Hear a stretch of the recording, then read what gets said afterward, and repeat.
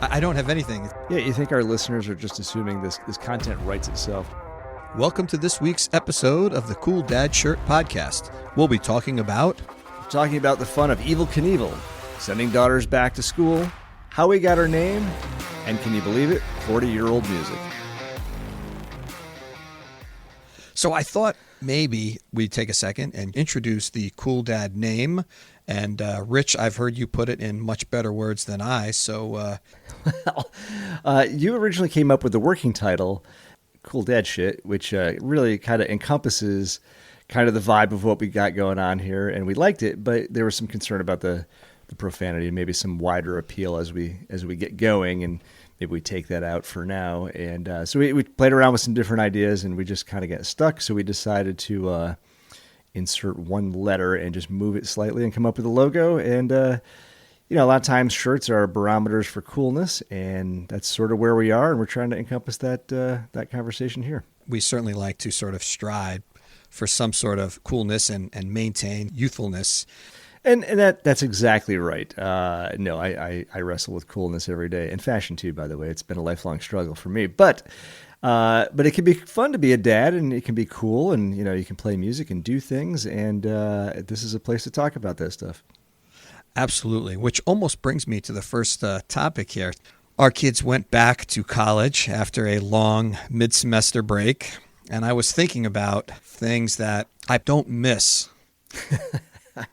I miss my daughter, of course. I did not miss these things. So I'll read a couple of them off to you. And if there's any that you'd like to insert, jump right in here. Let's hear it. Never wanting to eat a meal at the same time as us. Yes. Yes, you're lining up dinner for, 6-ish o'clock, and, 5:15, they're just, there's some giant thing coming out of a microwave. Yes, exactly. Dirty dishes constantly in the sink, despite the dishwasher being exactly next to the sink. I think it's been explained more than once, yes. Leaving on every single light in the entire house. Done by people who don't pay the bills, yes. The kitchen towel always being either balled up on the counter or on the floor in front of the dishwasher. Yeah, dude, it's simple. Folding is not, yeah. It was so nice to find my phone still on the charger the other day, because anytime I would plug my phone in, I'd come back an hour and a half later and find my phone alone by itself on the counter with no charger. Yeah, I'm rapidly getting to a rule where it's over. Dad may even buy 2 more chargers, and that's it.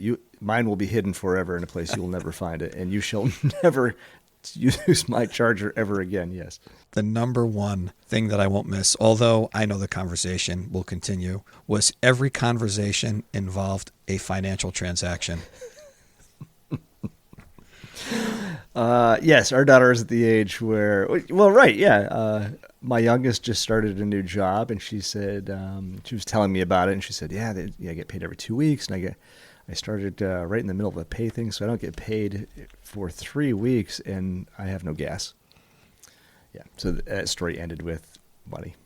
So what have you been listening to in terms of music this week? This week, I got a little reacquainted with Stone Temple Pilots, one of my top 5 bands of all time. I was jamming with some people the other day, and we decided to take a crack at Interstate Love Song, and then you kind of go back in, and they're such a great band because they're sort of known for their hard rock stuff, but they do some just really wonderful things. So it was nice to kind of revisit that 90s era.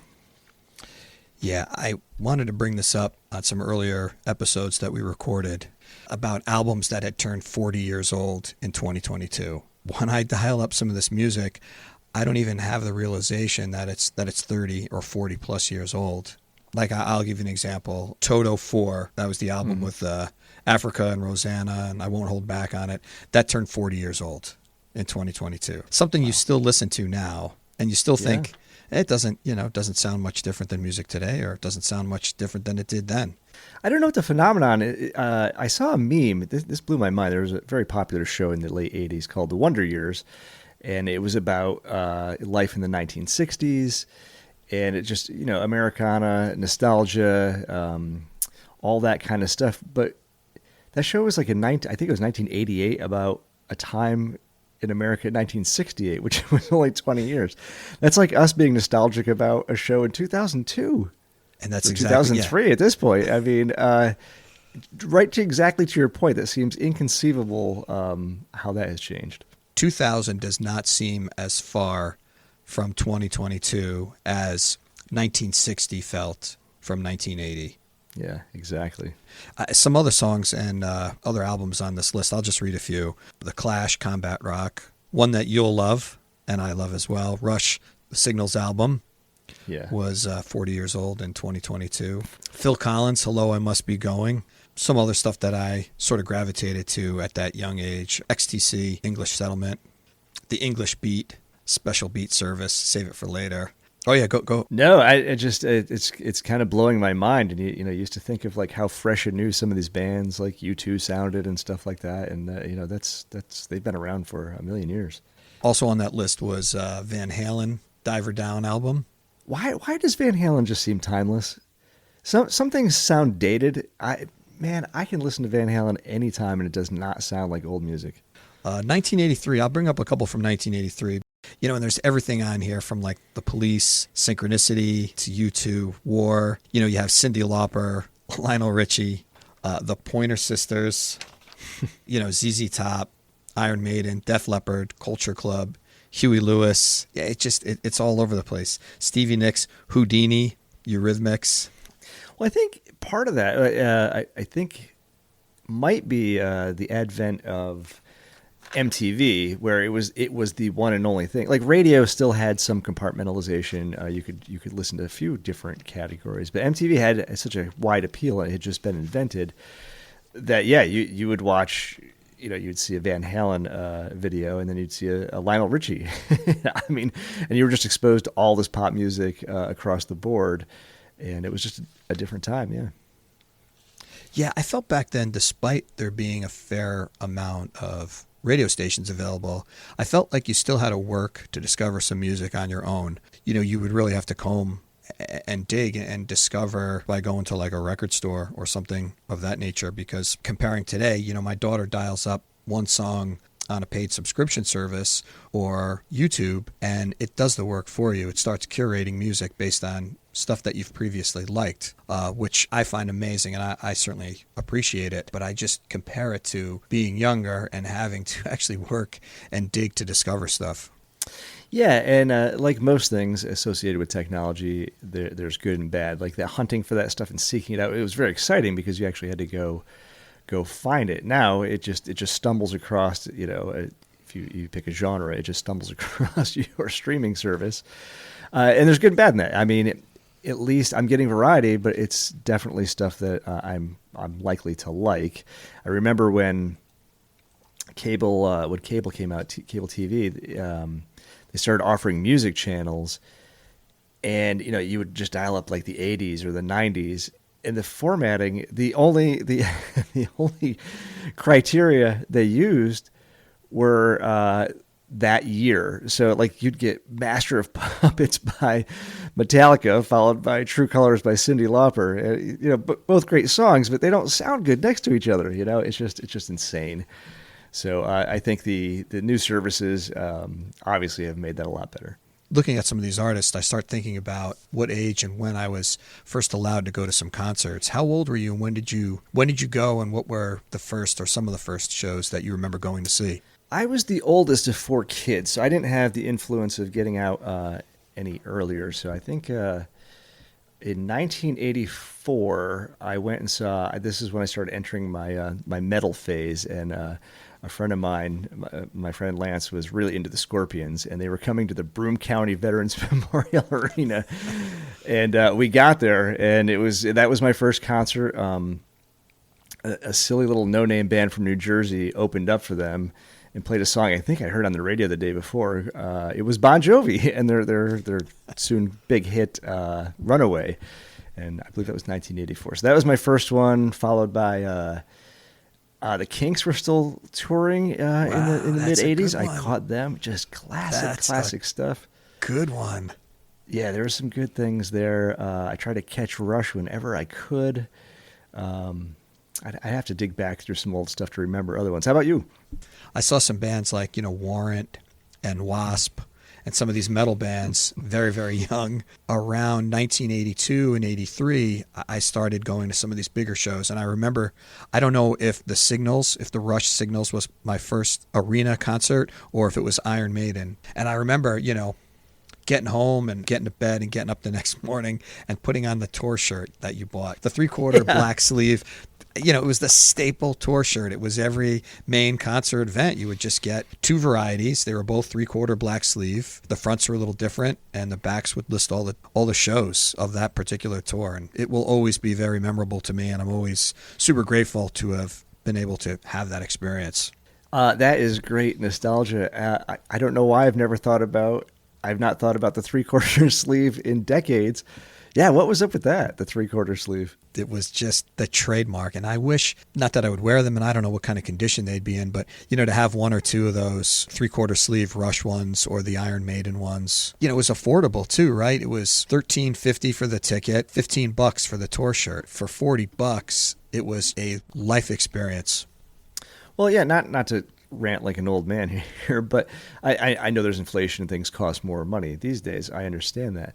But even back then, yeah, tickets were like $13, $15. I understand it was a different time, but you were likely to still have $15 in your pocket back then. That was not unattainable. You got to take out a mortgage to see some of these classic touring shows now to catch them live. That's insane. Exactly. If you even take into the consideration the cost of living increases, it still does not bring you anywhere near the price for ticket admission and or any sort of merchandise after the show. Yeah, my daughter, I think, paid like $100 to sit on a lawn at an amphitheater out with all the crazy people. That just does not seem right. Yeah, and I know who the band I would pick, but who would be one band that you regrettably did not see and would no longer have an opportunity to see them? That is, wow. I have to think about that. I've never seen U2. I think they would be. I've heard their shows are amazing. Of course, you can watch them online. They come around. But also very cost prohibitive, and they only play giant cities. They're still kicking though, so that may not be out of the question. But that's been a big miss in my life so far. What were you thinking? I'll tell you a U2 story in a second. The one band I really wish I had an opportunity to see was the Police. Oh, yeah. Yes. Yeah. No, that's my vote too. Yeah. I would love to have been able to see them in 1980 and not so much like a mid to late 80s, but I would take any and all of the above. They're all still hanging around and they're all doing things. It's remarkable, but I think that chemistry was a very short-lived period of time where those three could get along and make great music. The U2 story was unfortunate. I had outstanding tickets to go see U2 when I was a senior in high school. As a senior, I came down with a terrible case of chickenpox, which sounds funny, but I was unable to go see U2, the Joshua Tree Tour. And oh, man. I could spend a lot of time talking about how much I enjoyed their music and how unbelievably disappointed I was that I could not go to the show because of the chickenpox.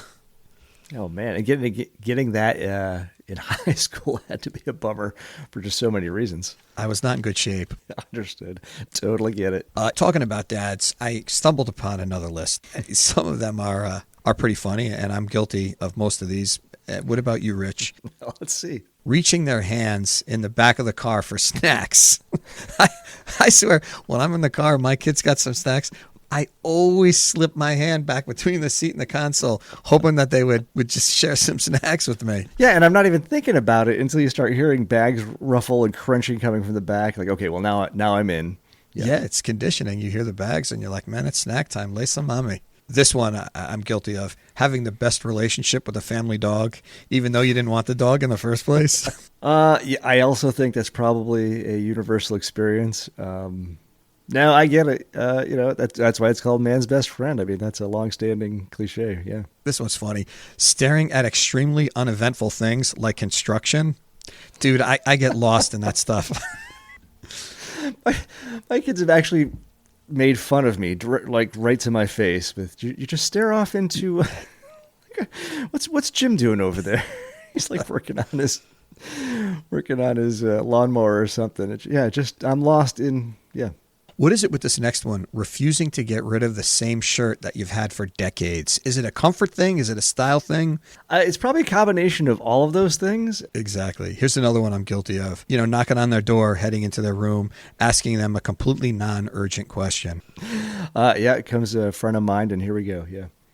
And the last two, are true concerns and characteristics of every dad.